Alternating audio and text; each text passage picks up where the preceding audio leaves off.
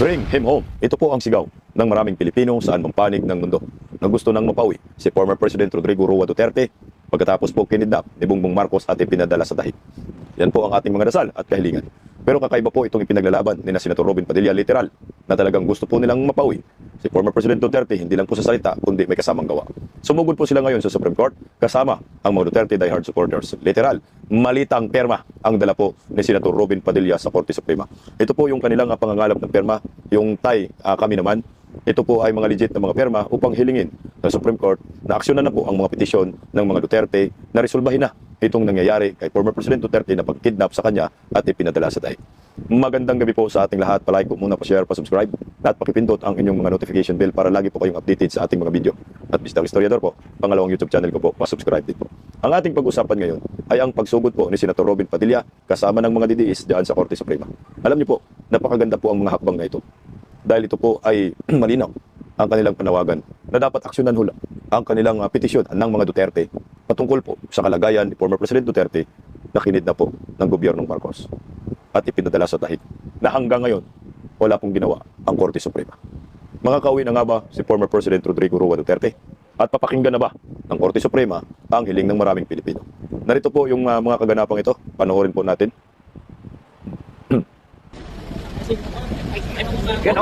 Kasama si Mukausog, Robin Padilla.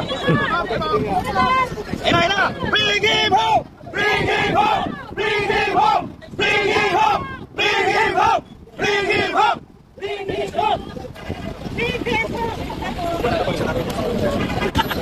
Dala ako malita.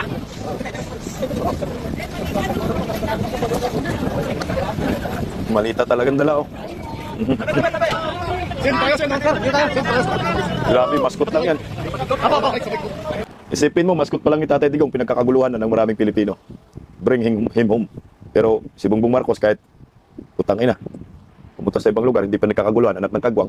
Pero itong si Tatay Digong, sinabi nila, tatay niyong karton. Ayan, nag-improve na po kami. Meron na talagang maskot na mukha ni former President Duterte. Naglalakad ho talaga yan, hindi ho karton yan. Sa Supreme Court. Oh, buka tayo, buka. Kasama namin si Sen. Robin na nakasuporta sa amin since day one. This is our movement of everyone na naniniwala na dapat itama na ang nangyayari sa bansa. At ano po, hindi pa po itong, marami pa pong dadating na pirma, hindi pa po natatapos. Kasama si Pail doon, oh. Ayan. Ayan po yung mga kaganapan po noong sumugod po sila. Former President, na Senator Robin Padilla sa Korte Suprema kasama ang mga DDS. At hindi pa daw, yan ang kanilang mga nakakalap na pirma. Kasi una pa lang, mayroon pang second batch po kasama rin si Pailton. Tingnan mo, may maskot na si Tatay Digong. At hindi, bayaning-bayani. At pakinggan ho natin ang payag dyan sa mga ganapang yan ni Senator Robin Padilla. Nandito po kami muli para dalhin po namin sa ating kataas-taasang hukuman ang mga nakalap po naming pirma, mga kababayan po natin na humihiling na sana po ay desisyonan na ng ating mga hukom yung aming panghiling na patungkol po sa ating dating Pangulo na Rodrigo Roa Duterte. May dala po kami na 304,000 na mga pirma. Halika na po yung tapos po sa inyo, may inyong kapayapaan. Bring him home! Bring him home! Bring him home. Ang tanong nito, nakakalap na ng maraming pirma itong movement na ito at ipinasa nila sa Korte Suprema. Papakinggan kaya ng Korte Suprema? Kasi yung petisyon labang kay Tatay Digong hindi pinapakinggan. So ngayon meron namang request, petisyon na dapat ay gumalaw na ang Korte Suprema. So ano ang mangyayari dito? Hanggang dito na lang tayo, petisyon ng petisyon. At papakinggan ba ng mga maestrado itong hiling ng maraming Pilipino? Kasi ayon kay Senator Robin Padilla ay 300,000 po ito. Perma po ito. Lehitimong mga perma ng mga tao. Pakinggan natin po ang kanilang press con patungkol po dyan. Narito. Sa lahat, assalamualaikum mga mahal kong kababayan. Gusto ko munang sabihin na ako ay nagkakaroon ng matinding inspirasyon sa inyong lahat. Maraming salamat po. Alam nyo, itong pagpipirma na ito lang mo yung klase na yung papel, pag tinignan mo, nandun yung pangalan mo, nandoon kung gusto mong ilagay kung saan ba makakontak, andun ang ID number mo, at andun din ang pirma mo. Ibig sabihin, totoong tao ka. Hindi po ito yung dating na, ito, bibigyan ka ng papel, pipirma ka lang doon. O yung 10 tao ang pipirma, isa lang. 20 tao ang pipirma, isa lang. Hindi po nila pinapayagan na walang ID. Pati po ako, nung pumirma ako, kailangan ipakita ko yung ID ko. At lahat po ng pumirma dito, may ID na pinakita. Ibig sabihin, ikaw po, ay tunay na Pilipino! Para po sa ating Parang ang tanong ko, meron silang mga attachment na mga ID, Xerox, no? Kaya sabi ni Idol Robin Padilla, lahat po ng mga pumirma dito ay pinapakita yung kanilang mga ID. Pati daw siya ay pinapakita. Naka-attach ba yun sa mga pirma na nakalap nila yung mga ID na yun? Kasi siyempre, i-verify yan ng ng Korte Suprema. So malamang nandun, pati ID number, sabi ni Idol Robin Padilla. Kaya sa mga sumali dito, very good po kayo.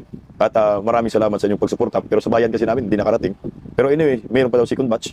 So pag mayroon pong pupunta sa inyo, tandaan nyo na lang po ang mga mukha nito ng mga DDAs na nangangalap ng pirma. At sila po yung tunay. At huwag basta-basta po pipirma pag kayo po ay nagdududa. Baka kasi magamit ito ng ibang mga mapagsamantala, mga kalaban ng mga Duterte. Pero ito legit. Sabi ni Idol Robin Padilla, nagpakita po sila ng mga ID. Tuloy po natin. Mga kababayan na nanonood ngayon, mga mahal kong kababayan, napakahalaga po itong hakbang nito. Dahil ito po ay kasama sa ating konstitusyon, yung boses ng bayan. Tandaan po ninyo, ang boses ng tao. Ito pong ginagawa ninyo sa lahat po ng pumirma, sa lahat po nagmamalasakit, sa lahat po ng umiikot, sa lahat ng mga gumagastos para dito. Napakahalaga po nito. Hindi po nasasayang ang lahat ng pagod ninyo, lahat ng gastos ninyo, sapagkat ito pong ginagawa ninyo ay nakapaloob po yan sa saligang batas. At ito po ay kailangan desisyonan ng ating mataas na hukuman. Hindi man po natin, katulad po ng sinabi ni Ma'am, inaantay po natin ang desisyon nila. Pero bawat pirma po na yan, nakakapagbigay po yan ng hudya sa ating mga hukom na magdesisyon. Kaya po sana, mga mahal ko kababayan, marami pong nagme-message sa akin kanina pa. Hindi pa kami nakakapirma. Meron pa dito, Bigan Laguna. Hindi po kami nakapirma. Hindi pa po tapos. Hindi pa po tapos ito. Tuloy-tuloy po ito, mga mahal ko kababayan. Tandaan po ninyo, hanggat pumipirma po kayo, at ipinaglalaban ninyo, ang karapatan po ninyo. Hindi na po ito tungkol kay dating Pangulong Rodrigo Roa Duterte. Ito po ay patungkol sa boses ninyo. Dapat po, dito sa bayan natin, ang pinakamahalaga ay boses ninyo. Maraming salamat. Senator Robin. Pinakamalaga ang boses ninyo. Kaso under Marcos admin, anak ng kagwang, walang halaga ang boses ng maraming Pilipino. Niyuyurakan tayo, inarantado, iniinsulto ng mga hayinayupak, ng mga buwaya dyan sa Kongreso, lalo na po si Bongbong Marcos. Pinapahirapan po ng gusto ang taong bayan. Tuloy Bago po tanong po dito, gusto po nila malaman, sa tingin niyo po ba may possibility if ever in the future may legislative measure ba na possible i-file sa Senate, Congress? Patungkol po dito? Opo, siyempre po, alam niyo naman po ninyo, meron po tayong separation ng legislative at judiciary. Pero kami po, sa Senate, hindi po kami, katulad po halimbawa, noong kami po ay gumawa ng resolusyon na ang ating pong dating Pangulo, siya po ay yung sa house arrest. Hiniling po namin yan, gumawa kami ng resolusyon. At sinuportahan po yan ng majority, ng napakaraming senador. Ilan lang po ang kumontra. Kilala niyo na po yun. Meron din po yung house arrest po na resolusyon. Ano na po ang nangyayari doon? Yun ang magandang tanong kay Senator Idol Robin Padilla. Idol, may magagawa ba yung resolusyon noon ninyo para mapauwi ang former President Duterte? Kasi Senate resolution po yan Inu-honor ba yan ng International Criminal Court? At ina-acknowledge ba yan ni Bongbong Marcos? Kasi mahalaga ho yan na hindi lang Senado po ang sisigaw na dapat papauwi na si Duterte, kundi kasama po ang Malacanang dapat ang buong Kongreso. Kaso ang problema nga papakinggan ba ni Bangag yung resolusyon na yan? Nagiging resolusyon, goods na rin yan. Pero ang tanong, magiging epektibo ba at rerespetuhin ba yan at i-honor ba yan sa International Criminal Court? Tuloy po natin. kaming kakapile lang. Yan po yung resolusyon na kaka-approve lang na dapat walang Pilipinong pinapadala sa ibang bansa nang hindi tumaan sa hukuman. Sinuportahan din po yan ng maraming senador. Meron din lang iilan na hindi sumuporta. Kilala nyo rin yun. Yung apat yun. Yan po ang positibo naman na nangyari. Nang dahil sa sakripisyo, alam nyo, yan na lang ang papel lagi ni Digong, nagsasakripisyo para sa atin. Pero dahil sa sakripisyo niya, kita nyo, nagkaroon ng resolusyon ngayon na dapat walang Pilipino pinadadala at huhusgahan sa ibang bansa na hindi dumadaan sa korte natin.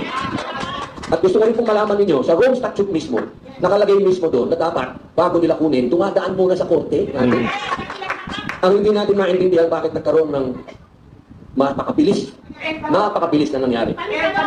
Kaya yan po, maniwala po kayo sa akin, kami po na mga kakampi nyo sa Senado, lalong-lalo na po sa mga inupo, titigong, kami po, hindi po kami nakakalimot sa taong bayan. Maraming Gusto ko po yung talakayan yung sinabi ni Robin Padilla na meron silang resolusyon na ipinagbabawal na ipadala ang isang Pilipino sa ibang bansa nang hindi nililitis o dito walang due process. At may kumontra. Sinong kumontra? Apat yan, alam ko Kumontra si Bam Aquino dyan, Kiko Matsing, Risa Hontiveros, at sino pa ba yan? Basta apat sila yung kumontra ko dyan. Ang tanong, itong resolusyon na ito ay tatamaan ba kaya yung ginawa ng gobyernong Marcos kay Tatay Digong? At sa akin, meron naman talagang batas na bawal po dalhin ang isang Pilipino sa ibang bansa pag hindi dumaan sa local court. Ang nangyayari nga lang ay binabali ng gobyernong Marcos, bend the law ika na. At labag sa batas yun, ginawa nila ni Bongbong. Kaya nga sabi ni Vice President Inday Sara, kidnapping. Yung ginawa nyo sa tatay ko. Yan ang maliwanag dyan. Kinidnap ninyo ang tatay ko at dapat kayo ay makulong. Ako sa akin very positive ako na pag hindi makauwi si former President Rodrigo Roa Duterte under Marcos admin, pero pagdating sa next administration kay Vice President Inday Sara, 100% ako dyan. Makakauwi ho yan. Si Tatay Digong, iuutos na ng Presidente, Republika ng Pilipinas. Iuwi nyo yung taong iyan. Kasi walang pananagutan yan sa inyo. Kung may pananagutan man yan sa aming mga Pilipino, dapat dito yan sa Pilipinas managot. O tangina, ligtas si Bangang dito pag nagkataon, hindi mapadala sa daig. Anyway, wala namang problema. Mas maganda nga, makikita mo si Bongbong Marcos makulong sa gitna ng Pasig River Para pag magdumaan ka, makikita mo nandyan yung pamilya Marcos Nakakulong dahil sa mga mali-malitang pirang ninakaw yung ngayon nayupak sa kaba ng bayan. Pakinggan pa natin yung additional press quote ng Maraming salamat, Senator. Mas naiintindihan na natin. At alam natin na kaka-birthday lang ni PRRD. So, gusto natin tanungin si Miss Mocha, kung bilang original Pauson, bumalik. ano ang masasabi mo sa mga sumuporta dito sa Tay Kami Naman? Ano po, katulad po ninyo, ako po ay patuloy na sumusuporta at nagmamahal sa tatay ng bayan, si Tatay Digong. At sa dami ng nagawa ni Tatay Digong, the least thing that we can do is sign the petition. Nananawagan po ako sa bawat Pilipino, kung sa tingin nyo, may nagawang maganda si Tatay Digong para sa inyo, sa pamilya nyo, sa ating bayan, pumira na kayo. Pumira po kayo dahil sinasabi nga ni Senator Robby Padilla, karapatan natin yun na marinig ng Supreme Court. At malaman nila na marami ang nagmamahal kay tatay. Kanina lang po, nandun po tayo di ba sa Supreme Court. May nakausap po akong dating OFW taga Bahrain. Ang pangalan niya, si Sir Mark. Sabi niya, hindi dapat na akulong si Tatay Digong dahil sa dami ng ginawa niya magaganda sa ating bayan. Kaya, andito po tayo nagkakaisa para pauwiin ang tatay ng bayan. Bring him home! Bring him home! Gusto ko yung word na si Mocha yung isa sa mga original DDA. Saksi po ako dyan. Tama ho yun. Talagang isa sa mga original DDA, si Mocha, nakita ko po yan 2015. Kasama po yan sila yung Moy Palaboy yan. Magkapatid na yun. Alam ni Jamie Bundok. Yan sila talaga yung mga original na nakikita ko't nangunguna. Kasi that time, pag may celebrity po na nangunguna at sumuporta sa politiko, malaking impact ko. Ito po sila. Libre po yung ginawa nilang pangangampanya kay Mayor Duterte that time. Tama. Bring him home lagi. Tuloy lang. Thank you so much, Ms. Mocha. Oh, may ka-show Ayan, isa pang tanong from Juliet Pacot of Saksi Ngayon. Julian Bacot. Ang tanong ay ilang libo daw na lagda ang kailangan para makumpleto. Target ganda na yan. number of ng lagda para makumpleto yung pinipetisyon sa Supreme Court at kasama pa ba itong ipapay sa Supreme Court? Yung sa ano ba yung number na kailangan wala naman kasing ganung na dapat kung naka 500 na naka 1 billion na or whatsoever. What I know is that in 2020, Attorney Dino De Leon filed a petition before the Supreme Court asking for a petition to compel PRRD to disclose his health condition. That petition, sa gitna ng pandemya, gusto nila nabigyan ng prioridad ng Korte Suprema yung petition na yon, yung kanilang request for writ of mandamus, if I remember it correctly. In that petition was supported by a signature campaign. So, syempre, sa medyo kabilang parlor ito na action, ganyan. And they according to the civic group na nagsuporta doon sa petition na yon, si Atty. Dino, 10 ng mga tao, na ordinaryo, ay gusto malaman ang health condition ni PRRD at kinocompel siya na i-disclose ito sa mga ng Pilipino. So that's why there was a certain number of May precedent signatures na. collected for that purpose. Ultimately, hindi sila nanalo sa Supreme Court. But the prayer was that for the petition to be given due course. Nag-decide ba ang Supreme Court? Yes, nag-decide ang Supreme Court. And that's what we wanted. That's 11,000 signatures. That's 11,000 signatures. And what we have is 304 signatures. So, I don't know, we do not know what is enough. But if we keep on, dropping signatures to them, telling them that we are all waiting and we are getting impatient, they owe it to they owe it to us. Whether they agree with us or not, it doesn't matter. What we want is for them to resolve it once and for all, because this divides the nation. So, sana mag-desisyon ng Supreme Court at yung numero natin, yung mga tao na nagtatanong, bakit 300,000 lang? Akala ko ba 32 million kayo? Yung mga ganyan. This is an entirely different ballgame. And it takes initiative, it takes some effort to join this kind of campaign. And, well, as far as we are concerned, ang layo naman ng 11,000 sa 304,000. Diba? So, yun po ang measure niya. Ayun. Kaso nga, yung petisyon ng 11,000 natalo ho talaga yon. Dahil iniling po sa Supreme Court na ilabas yung medical record si Tatay Digong. Tama ba? Hindi ako yung health record. Kung hindi ako nagkakamali. Pero hindi yan ang gusto nating mangyari, no? Na matatalo yung petisyon. Kailangan aksyonan ng Supreme Court. So, ang hiniling na dapat bumusis na po sila, magdesisyon na po sila kung yung ginawa ho ba ng gobyernong Marcos kay former President Duterte ay kung illegal or legal. Yan lang naman ang malaga dyan eh. Kasi kung until na wala po silang desisyon, ano pong mangyayari dito?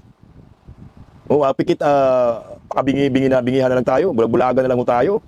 Wala tayong nakita, wala tayong narinig sa ginawa ho ng gobyernong Marcos kay former President Duterte. Ako mismo nandun ako eh, sa Villamor Airbase. Ilang oras po tayo doon nagpupuyat, nagpapagod dahil talagang tinutulan po natin yung ginawa nila kay Tatay Digong. Na talagang kinidnap po yan, ang literal talaga na kinidnap. Ang gamit po ay puwersa ng mga militar, puwersa ng mga kapulisan. Para lamang hulihin yung isang 80 anyos na former president na wala ng kalaban-laban, ng bagal-bagal, ang hinahina ng ahoy, ng lakad eh. May sakit na. Kasi kung matatalo tayo dito, para bang bibilatan din tayo dito ng mga loyalista. Baka imikos-mikos na naman ang Korte Suprema. Pero ako naniniwala pa rin ako na meron pa rin dangal itong Korte Suprema ng ating bansa. Na dapat nga ay hindi mapadala itong si Tatay Digong Pero ang bagal naman kasi ng Korte, until na wala pong boses At matagal na po sila sinampal ng gobyernong Marcos. No? Yung Korte Suprema. Ang sabi nga ni Miriam Defensor Santiago ang Korte Suprema ay ang pinakahuling, ang Korte Suprema, ang ICC, ay ang pinakahuling puntahan ng isang bansa if ang justice system ng naturang bansa ay hindi gumagana. Pero meron po tayong justice system na gumagana until now. At may sinusumbungan tayo ng iba't ibang klaseng korte. Meron sa Sandigan Bayan, may ombudsman, no? May mga regional trial court, may Supreme Court, may sumbungan pa tayo Dapat yung ICC huli na lang kung talagang hindi gumagana ang ating saligang batas at ang justice system. Pero gumagana nga maayos nga ang takbo. Ito ay maliwanag na pang-iinsulto, pagyuyurak sa kagalang-galangang kataas-taasang Supreme Court ng ating bansa. Yan yung kini-question natin. Papayag nga lang ba ang mga hurado, maestrado dyan sa Korte Suprema na pinagtatawanan tayo ng taga-ibang bansa? Kagaya ng isang Japan, yung Japan na human rights advocate. Maliwanag na sinabi niya, walang papel ang ICC sa Pilipinas. Dahil hindi under ng ICC ang Pilipinas. May sariling bansa ang ICC. ICC ang Pilipinas. May umiiral na batas na hindi po pwedeng yuyurakan ng International Criminal Court at hindi po pwedeng papayag. Tayong mga Pilipino na itong si Digong ay dalhin sa ibang bansa, doon litisin po, tangina. Wala bang kakayahan ang Korte Suprema? Ito yung pinakamalaking insulto. Tingnan mo itong nangyayari kay Tatay Digong, malamang sa malamang, gaganting palaan ng gobyernong Marcos yung mga ginagamit nila. Yung nagiging mga atakdog nila. Lalo na po itong si Trillanes. Sa nakikita ko itong si Trillanes, malamang magkakaroon po ng posisyon sa gobyerno. Yun yung ugong-ugong ngayon Na bago matapos ang termino ni Bongbong Marcos, ay si Trillanes ay upo bilang gabinete ni Bongbong. Saan upo si Trillanes? Baga gawing DILG itong si Trillanes. Ito po nabasa ko po Yung balitang ito, narito. Ano sabi? Trillanes handang maging cabinet member ni Bibim, anak ng kamuti. Nagsama na ang mga demonyo.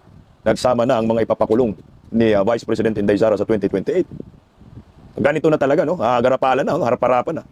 Wala na silang pakialam kung ano ang mangyayari sa Pilipinas, anong gagawin ni Bongbong Marcos. Basta si Trillanes, pipremyohan ko. Basta si Trillanes, bibigyan ko ng pwesto dahil ginagago si Duterte. Nang dahil sa martis ni Trillanes, nang dahil sa kagaguhan ni Trillanes, hayan, si bibigyan ng pwesto ang animal na ito. O tangina, kaya naman to suntukin ng pamangkin ko Itong si Trillanes, suntukan sila. Ito masyadong galing-galingan ng bugok na ito, na ngayon, niluluhuran na ngayon ng mga dilawan, pinklawan at mga loyalista. Mga Marcos loyalist. Nagiging puuna nila itong si Trillanes. Na halos lahat ng lumalabas sa bibig ni Trillanes, pinapaniwalaan ng mga supporter si Bongbong Marcos. Ito na ngayon ang maliwanag. Cabinet member, saan kaya ito pwede? No? Wala, hindi siya qualified. Kung ako presidente, anak ng kagwang, itapong ko na lang itong hinayupak ito sa Pasig River. Hindi naman qualified itong asong kanin na ito. Kalderong kanin na ito. Baka papalitan niya si Claire Castro. Magiging tagapagsinungaling ni Bongbong Marcos.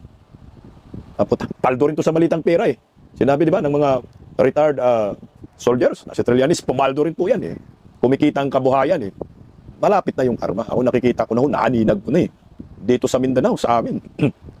100% kami dito, solid Duterte. Kung meron mga anti-Duterte, putangin na yun, yung mga drogista, mga adik pa. Pag nakita mo, sa totoo lang, pailan-ilan na lang ho, yung mga naniniwala at nakikinig kay Bongbong Marcos. Yung mga nakinabang na po sa mga malita-malitang pera, yun na po ang nakikinig, yun ang naniniwala, yun pa rin ang sumusuporta. Sa nangyayari sa ating bansa, sa palagay nyo ba, may naniniwala pa kay Bongbong Marcos? Sa akin, tanga na lang ang naniniwala dyan. Buang na lang ang naniniwala dyan. Nasiraan na kayo ng bait. Sa ginawa ko sa Pilipinas, bagsak na bagsak, lagapak na lagapak. Naniniwala pa rin ako kayo. Alam niyo po ba? Di na kaya ng Pilipino eh. Ang kahirapan ngayon, dulot ng gobyernong Marcos. Mahirap kumita ng pera. Mahal ang bilihin. Mahal lahat. Walang ginawa ang mga animal kundi magpapasarap. Maglilima sa kaban ng bayan. Palitan ng piso kontra dolyar, bagsak na bagsak. Anak ng kamote. O ito na. Naitalaga na po ngayong araw.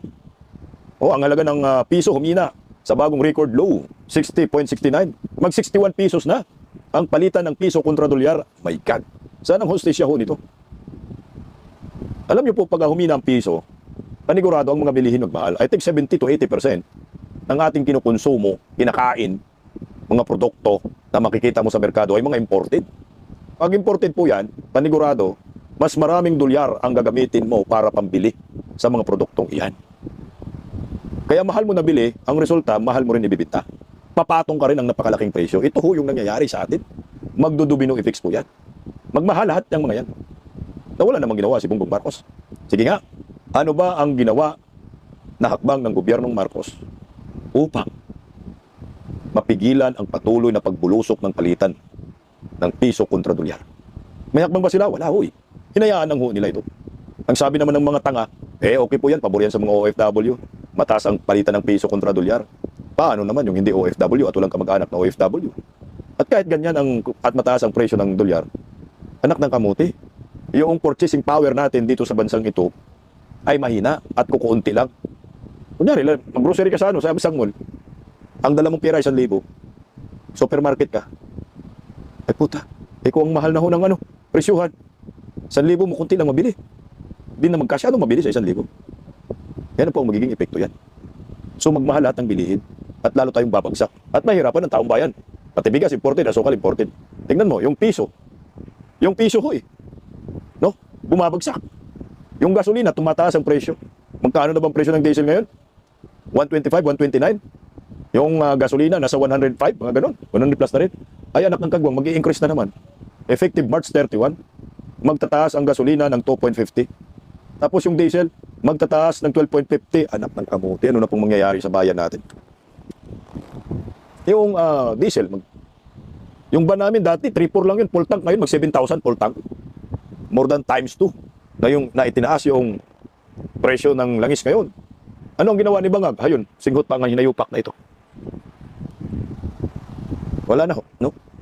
Yung mga Pilipino patuloy na bumabagsak, mga Pilipino patuloy na lumalagapak. Ano bang ginawa ni Bongbong Marcos? Ayun, nagpapaipal. Pumupunta sa sibuyasan. Okay daw yung stocks ng sibuyas. Hindi naman po sibuyas yung ating problema, kundi ang problema po natin ay yung langis. Meron na bang langis? Okay na ba tayo sa Russia? Okay na ba tayo sa China? Kung okay na, dapat na magbaba ang presyo ng langis. At ni minsan, nagkaroon po ng crisis sa ating bansa. Hindi po inutos ni Bongbong Marcos na i-freeze po yung mga presyo ng mga bilihan, pati langis. Price freeze, wala ho siyang inisip. Meron na siyang tinatawag na state of emergency. Mantakin mo yan Binigyan ka na ng kapangyarihan ng Kongreso na magdeklara ng state of energy emergency.